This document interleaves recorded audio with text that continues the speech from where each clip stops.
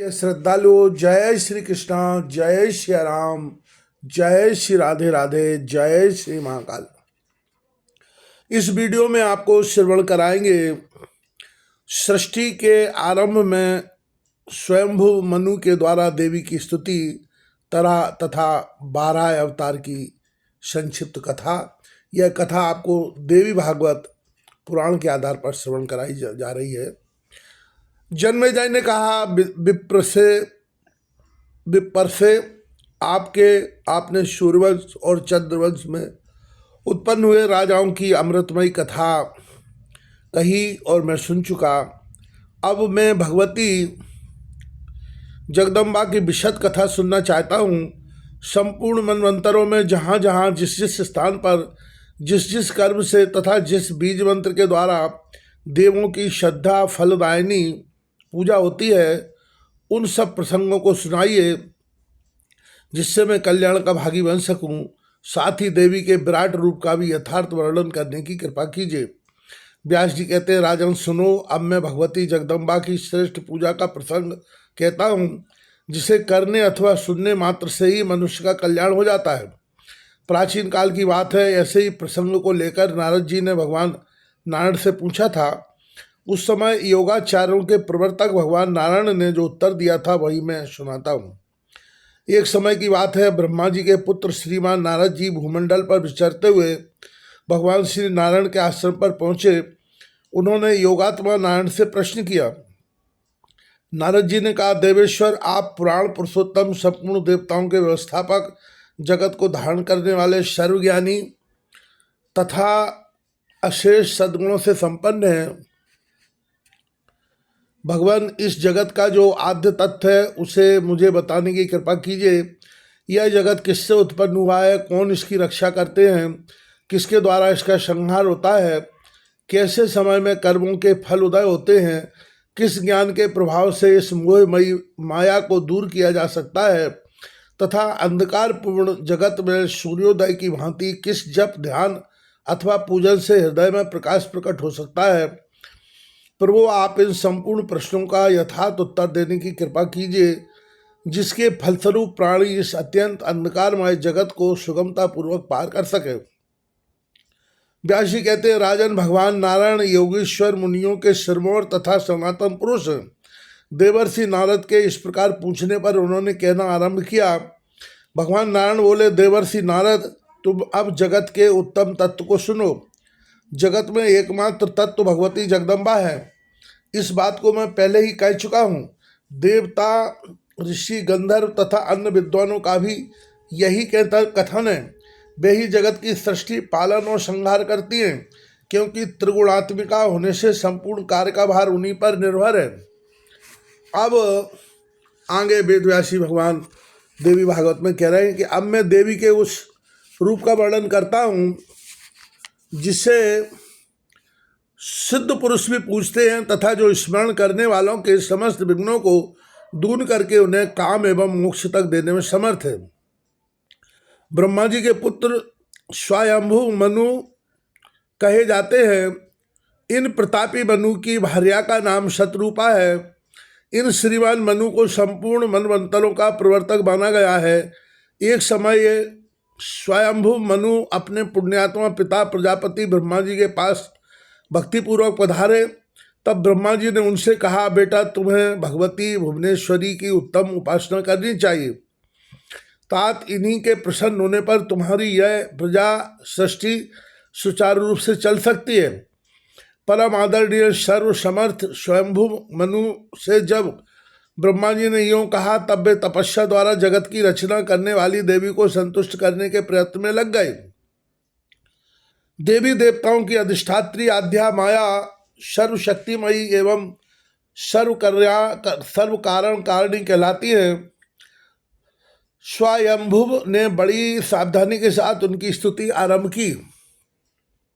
मनु जी बोले, जगत के कारण के भी कारण, शंख चक्र एवं गदा हाथ में धारण करने वाली तथा श्री हरि के हृदय में विराजमान भगवती देवेश्वरी, तुम्हें बार बार नमस्कार है। वेदमय मूर्ति धारण करने वाली भगवती जगदम्बिके, तुम कारण स्थान रूपणी तीनों वेदों के प्रमाण को जानने वाली संपूर्ण देवताओं की आराध्या, कल्याण स्वरूपिणी परब्रह्म परमेश्वरी महान भाग्यशालिनी महामाया महोदया महादेवी प्रिया भाषा महादेव प्रियंकरी गोपेंद्र प्रिया ज्येष्ठा महानंदा महोत्सव तथा महामारी के भय को नष्ट करने वाली एवं देवताओं के द्वारा सुपूजिता हो, तुम्हें नमस्कार है। नारायणी, तुम सब प्रकार का मंगल प्रदान करने वाली मंगलमयी हो। कल्याणदायिनी शिवा, सब पुरुषार्थों को सिद्ध करने वाली शरणागत वत्सला, 3 नेत्रों वाली एवं गौरी हो, तुम्हें नमस्कार है। जिनके सकाश से यह जगत उत्पन्न हुआ है, जो अखिल भूमंडल में व्याप्त है, चैतन्य एक आदि अंत से रहित एवं तेज की पुंज है, जिनका संकेत पाकर ब्रह्मा संपूर्ण विश्व की सृष्टि, विष्णु पालन तथा रुद्र संहार करते हैं। मधु कैटभ के भय से अत्यंत घबराए हुए ब्रह्मा ने जिनकी स्तुति करके भयंकर दानवमय संसार समुद्र से अपना उद्धार किया है, उन भगवती जगदम्बा को नमस्कार है। देवी, तुम ही कीर्ति, स्मृति, कांति, कमला, गिरिजा, सती, दाक्षायणी, वेदगर्भा, बुद्धिदात्री एवं अभया नाम से प्रसिद्ध हो। माता, मैं तुम्हारी स्तुति, पूजा, प्रणाम, जप, ध्यान, चिंतन, अवलोकन तथा चैत्र श्रवण करता हूँ। तुम मुझ पर प्रसन्न हो जाओ। महान मंगलमय विग्रह धारण करने वाली लोकेश्वरी, तुम्हारी ही कृपा से ब्रह्मा वेद के भंडार, श्री हरि लक्ष्मी के स्वामी, इंद्र त्रिलोकी के अध्यक्ष, वरुण जलचर जीवों के नायक, कुबेर धन के अधिपति, यमराज प्रेतों के शासक, नैऋत्य राक्षसों के नाथ तथा चंद्रमा रसों के स्वामी एवं लोकबंध बने हैं। जगदम्बे के तुम्हें बारंबार अनेक्षा प्रणाम है। भगवान नारायण कहते हैं, देवर्षि नारद ब्रह्मपुत्र स्वयंभू मनु ने जब इस प्रकार भगवती नारायणी की स्तुति की, तब वे प्रसन्न होकर उनके प्रति बोली। श्री देवी ने कहा, राजेंद्र ब्रह्मपुत्र, तुम्हें जो इच्छा हो वही वर मांग लो। मैं इस समय तुम्हारी स्तुति, भक्ति और आराधना से परम प्रसन्न हूँ। मनु बोले, अनुपम कृपा करने वाली देवी, तुम यदि मेरी भक्ति से प्रसन्न हो तो ऐसी कृपा करो कि यह प्रजा सृष्टि निर्विघ्नता पूर्वक संपन्न हो सके।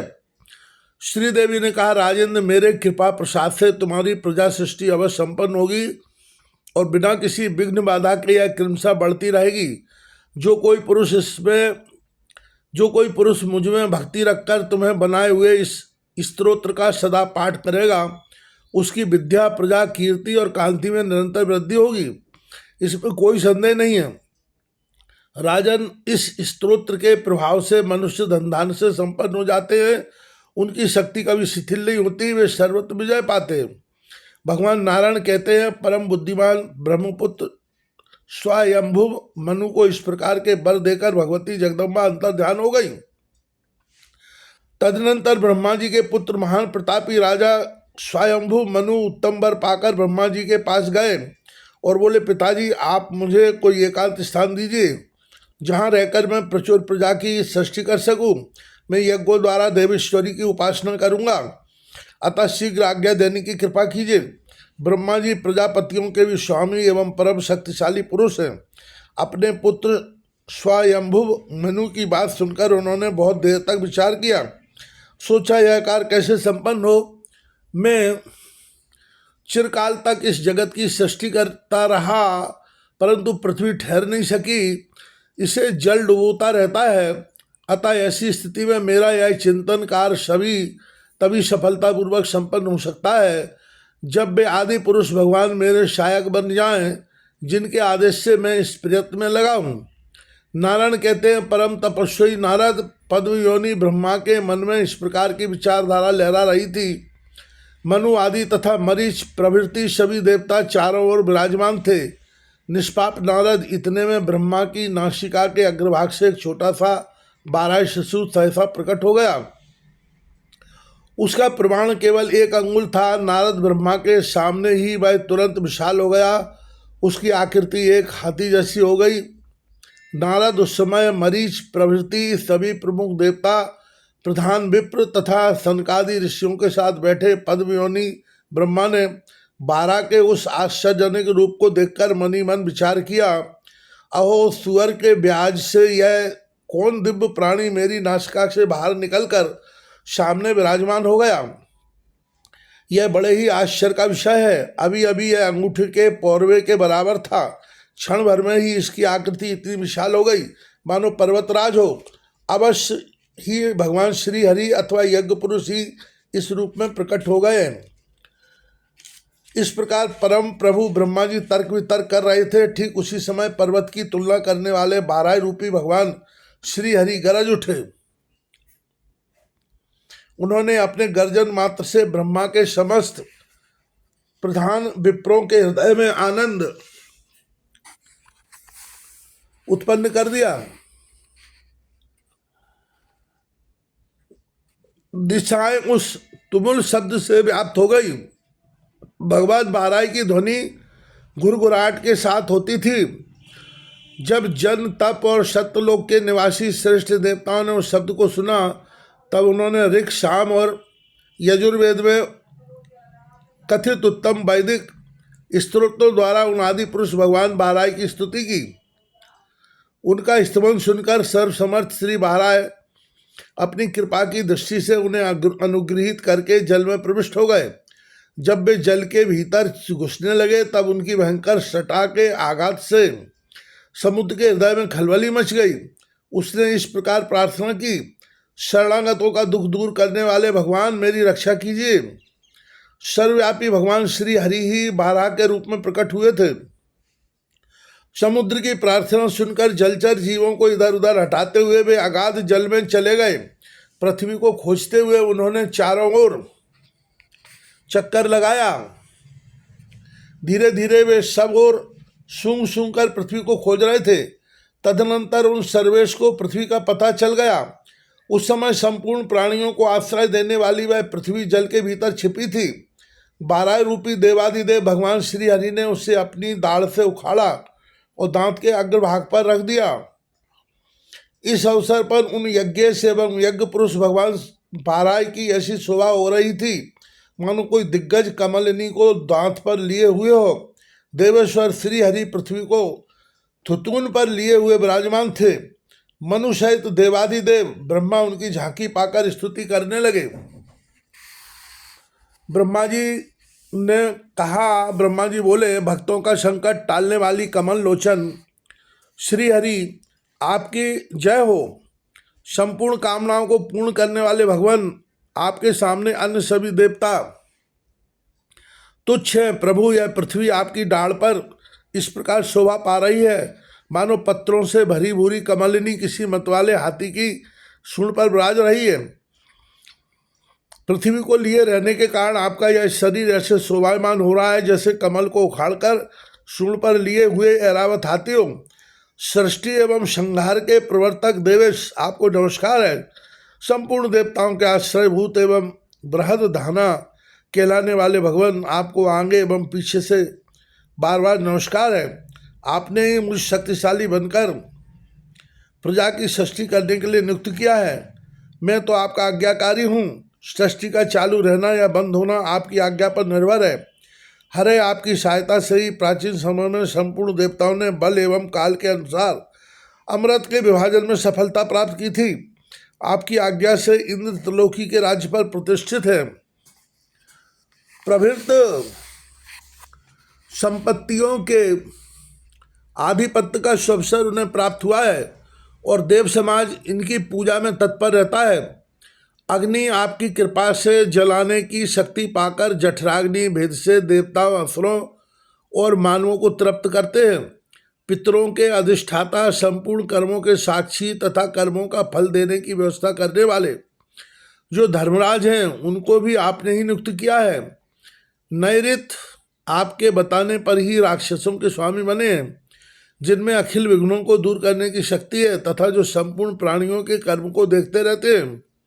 वे यज्ञ पुरुष भी आपसे ही उत्पन्न हुए हैं। आपकी आज्ञा का बल पाकर ही जल के स्वामी वरुण जलचर प्राणियों के अध्यक्ष तथा लोकपालों के पद पर प्रतिष्ठित है। गंध प्रवाहित करने वाले वायु समस्त प्राणियों के प्राण कहलाते हैं। इन्हें लोकपाल और जगत गुरु कहलाने की योग्यता प्राप्त है। प्रभु, यह सब आपकी ही प्रभुता है। यक्षों और किन्नरों के प्राणाधार कुबेर आपकी आज्ञा के अधीन रहने के कारण ही संपूर्ण लोकपालों में सम्मान पाते हैं। ईशान संपूर्ण रुद्रों में प्रधान माने जाते हैं, क्योंकि शक्ति संपन्न व्यक्तियों का भी अंत उन पर निर्भर है। अखिल देवताओं के रक्षक उन ईशान को तीनों लोकों के स्वामी प्रणाम करते हैं। यह आपकी ही विभूति है। जगत पर शासन करने वाले भगवान, हम आपको प्रणाम करते हैं। नारद जी कैसे इस प्रकार जगत सृष्टा ब्रह्मा जी ने जब आदि पुरुष भगवान श्री हरि की स्तुति की, तब वे लीला प्रदर्शित करते हुए उन पर अनुग्रह करने के लिए तत्पर हो गए। वही महान दैत्य हिरण्याक्ष आ गया। उस भयंकर दानव ने मार्ग रोक रखा था। भगवान श्री हरि ने गदा से मारकर उसकी जीवन लीला समाप्त कर दी। उसके रक्त से उन आदि पुरुष का दिव्य विग्रह भीग गया। उन्होंने दांत के सहारे पृथ्वी को उठाया और खेली खेल में उसे आश्चर्यजनक रूप से जल के ऊपर टिका दिया। तत्पश्चात वे जगत प्रभु अपने धाम को पधार गए। भगवान श्री हरि ने पृथ्वी को रसातल से ले आने के लिए इस प्रकार की लीला की थी। जो पुरुष इस उत्तम चरित्र का अध्ययन एवं श्रवण करेगा, उसके संपूर्ण पाप नष्ट हो जाएंगे, साथ ही वह विष्णु लोक में जाने का अधिकारी बन जाएगा। श्री